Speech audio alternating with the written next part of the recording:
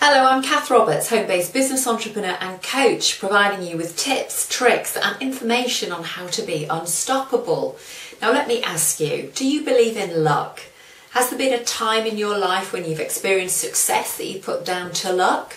Or maybe your luck might have run out at some point or another. Would you say you're superstitious? I'm here to tell you that there's no such thing as superstition or luck. I want to introduce you to the third universal law. It's called the law of cause and effect, and it's also known as the law of karma. It teaches us that our actions, however small, generate a force of energy that pay us back in kind. We really do reap what we sow. Now you might be thinking, yeah, great, so what? How does that explain why all those good people out there have bad things that happen to them? Well, yeah, I can relate to that. Now, expectations have a lot to do with this because our thoughts, our feelings and our actions are actually generating our results. Now, the problem is we're complex creatures and we've got this conscious mind, which we kind of think of as our willpower and our goal-setting machine. And then we've got this subconscious mind and we don't always know what's going on in our subconscious mind. So the best way I can explain this is there might have been a time in the past where you've been sitting an exam or you've been preparing for a competition, or you might have had to have an important discussion with your employer, or perhaps you've had to give a public speech and you're preparing yourself with plenty of positive thoughts and willing yourself to sort of get through that experience. But deep down, you may be feeling deeply nervous and anxious about the whole experience.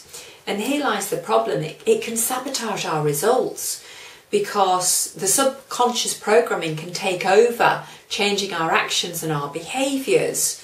And, you know, this is deeply concerning, really. But we can sort that out once we actually know that that's what's going on.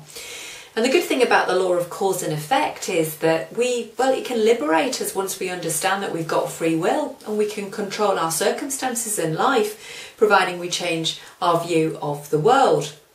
But we first have to understand that this law works in harmony with all the other laws. They're all interrelated, and understanding this is absolutely key to getting it right. So let me tell you a little story.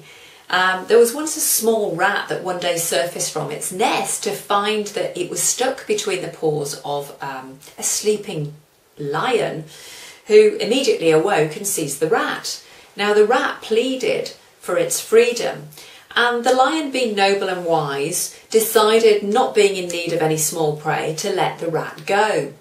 Well, another day, in a deeper part of the forest, a hunter is laying a trap for the lion. And the lion was consequently caught, and it's hanging basically helpless in a net. Along comes the rat, recognises the lion and decides to bite and gnaw away at the net, obviously freeing the lion. So the moral to this story is, you know, make the world your debtor. Even the humblest of folks may be of use at some point in your life.